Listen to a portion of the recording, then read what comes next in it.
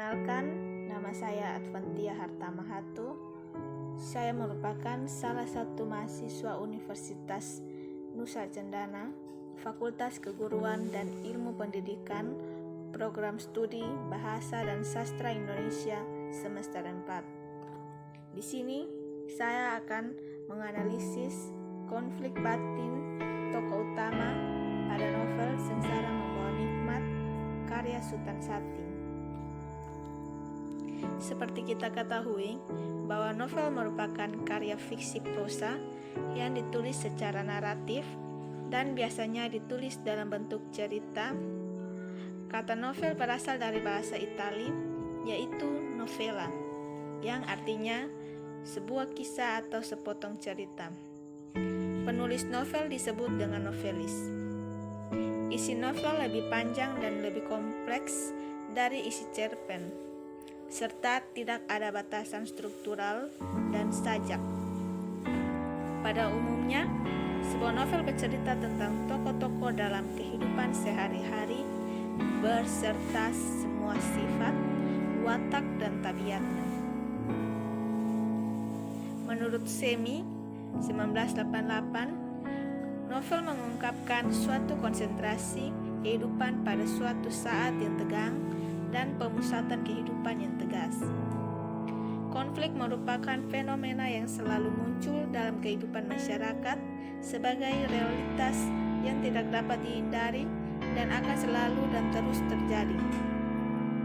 Dalam novel Sengsara Membawa Nikmat karya Sutan Sati, pengarang menggambarkan tokoh utama sebagai seorang yang sopan santun. Budi pekertinya sopan santun kepada siapapun.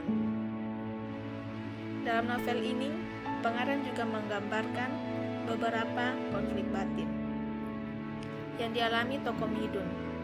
Midun amat heran apa sebabnya ia dibelenggu itu. Pikirannya berkacau karena ia tidak tahu apa kesalahannya. Dengan tangan dibelenggu, ia diiringkan dubalang melalui pasar. Sangat malu Midun tak ada ubahnya sebagai seorang yang bersalah besar. Tetapi apa hendak dibuat? Terpaksa mesti menurut. Bermacam-macam timbul pikirannya sepanjang jalan ke kantor Tuanku Laras. Kemudian maklum juga ia bahwa yang menyebabkan ia dipanggil tak dapat tiada perkara Pak Inu kemarin. Karena ia lain daripada itu, Midun merasa tidak bersalah, maka tetaplah pikirannya bahwa ia difitnahkan orang. Dari sini pengarang menggambarkan tokoh Midun merasa bingung kenapa ia dibelenggu dan diiring oleh dubalang melalui pasar, padahal ia merasa tidak bersalah pada perkara Pak Inu di pasar waktu itu. Namun apa yang hendak dibuat? Midun terpaksa menurut saja. Dengan tidak diketahuinya, air mata Midun berlinang-linang karena amat sedih hatinya mengenangkan kematian ayahnya yang dicintainya itu. Pengarang menjelaskan bahwa ketika Midun mengetahui berita kematian ayahnya, dari menjauh amat sedih hati Midun karena tidak bisa bertemu dengan ayah yang dicintainya, yang membuatnya tidak sadar mengeluarkan air matanya. Maka Midun pun membulatkan pikirannya, lalu berkata di dalam hatinya, "Ah, sudahlah, memang adat laki-laki sudah demikian. Tiap-tiap celaka ada gunanya, tidak gunanya selesaikan, karena hal ini kemauan Tuhan dan kehendak Allah jua." Pengarang menjelaskan bahwa tokoh Midun menerima nasibnya yang berkelahi sebagai takdir yang harus diterimanya sebagai laki-laki, karena apabila ia menyesali nasibnya tidak ada gunanya. Orang Belandakah gadis itu? Tetapi jika saya jual barang ini, tentu banyak juga saya beroleh uang, dan berapakah gerangan harganya? 100 rupiah tentu dapat. Boleh aku pakai pokok berniaga bila hukumanku habis. Tetapi rupanya pikiran saya sesat.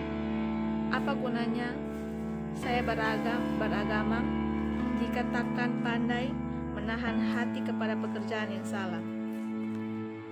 Hak milik orang harus saya kembalikan. Lagi pula orang hukuman mempunyai barang macam ini. Tentu mudah orang menuduh saya mencuri. Mudah-mudahan karena dia orang kaya, kalau saya menanam budi, ada juga baiknya kelak.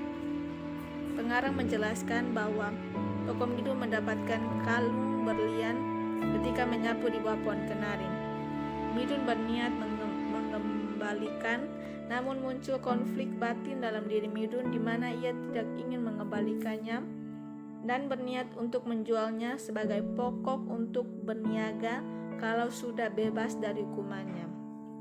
Tetapi dalam hati kecil muncul juga perasaan bahwa apa yang akan dilakukan itu salah karena barang itu bukan hak miliknya, sehingga ia akan mengembalikan dengan berharap akan menanam budi baik kelak pada orang kaya itu.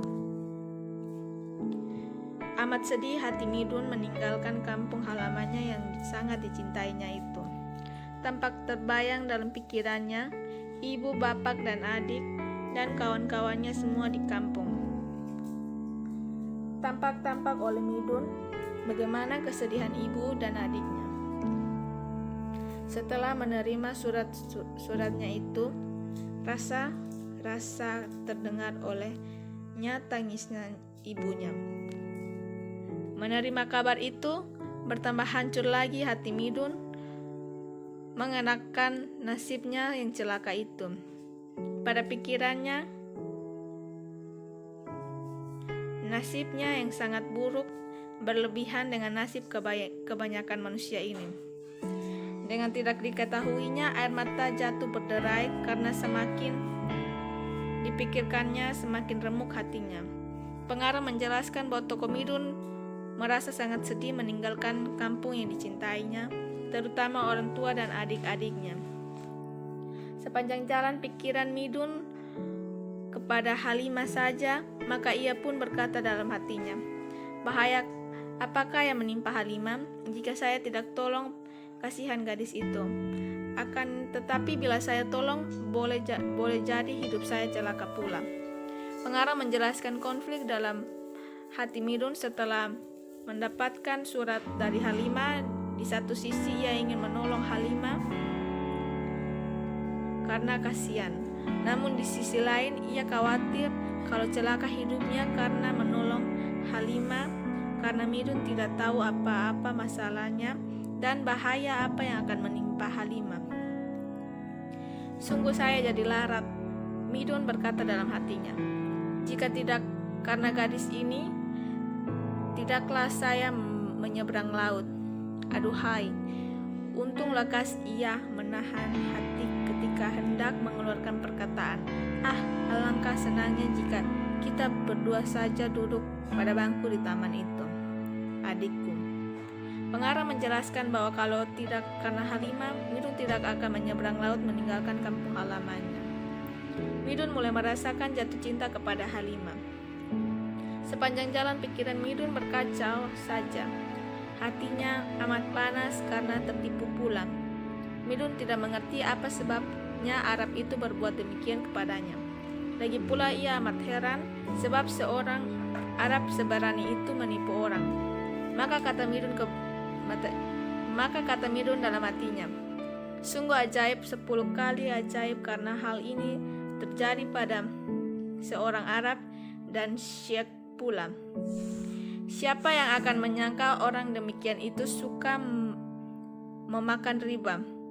Pengarang menggambarkan bahwa Toko Midun tertipu ketika dia merantau ke Betawi. Midun ditipu saat berniaga dan meminjam modal dengan orang Arab yang tidak disangka bahwa orang Arab itu meminjam uang dengan berbunga. Muncul konflik dalam hati Midun karena ia tidak percaya bahwa orang yang selama ini dia hormati dan dia percaya menipunya, apalagi orang itu orang Arab yang bergelar Syekh. tidak boleh menjadi menjauh akan sampai kemari. Tentu saja ia tidak diizinkan ibu dan ayah meninggalkan kampung karena saya sudah pergi. Lagi pula tidak akan sampai hatinya meninggalkan orang tua yang telah bersedih hati kehilangan anaknya yang sulung itu. Agaknya pemandangan saya salah. Tidak sedikit orang yang serupa di atas dunia ini. Tetapi apakah sebabnya dia selalu memandang saya? Dan apakah sebabnya jongos itu selalu menyeringai dan sebentar-bentar duduk? Di sini pengarang menjelaskan bahwa tokoh Midun merasa terkejut ketika Bawang Midun merasa terkejut ketika melihat Jongos yang bekerja di hotel yang didatanginya. Midun merasa bahwa Jongos itu adalah Manjau adiknya. Namun muncul konflik dalam hatinya yang mengatakan bahwa Manjau tidak mungkin pergi meninggalkan orang tuanya, dan orang tuanya juga tidak mungkin mengizinkan Manjau meninggalkan mereka setelah Midun pergi. Karena itu Midun merasa bahwa pandangannya yang salah, karena orang yang serupa di dunia ini banyak, tetapi ia bingung kenapa sebabnya Jongos itu selalu memperhatikannya. Kesimpulannya, sastra dapat disimpulkan sebagai karya seni yang diciptakan seorang sastrawan dengan menggunakan bahasa sebagai medianya, di mana dapat menyampaikan kejiwaan, ekspresi, dan pemikiran sastrawan, dan konflik merupakan fenomena yang selalu muncul dalam kehidupan masyarakat sebagai realitas yang tidak dapat dihindari dan akan selalu dan terus terjadi. Konflik merupakan fenomena yang selalu muncul dalam kehidupan masyarakat sebagai realitas yang tidak dapat dihindari dan akan selalu dan terus terjadi. Novel mengungkapkan suatu konsentrasi kehidupan pada suatu saat yang tegang dan pemusatan kehidupan yang tegas. Kesimpulan yang dapat diambil dari novel Sengsara membawa nikmat karya Sultan Sati, yaitu konflik batin yang terjadi, yaitu merasa tidak bersalah, perasaan bersalah terhadap keluarganya, perasaan sedih menerima atau memikirkan nasibnya, bimbingan di antara dua pilihan, perasaan sedih karena harus berpisah dengan orang yang disayang dengan kampung halamannya, terpikirkan Halimah, perasaan cinta, merasa tertipu, perasaan bingung dengan apa yang dilihatnya. Sekian dari presentasi saya, terima kasih.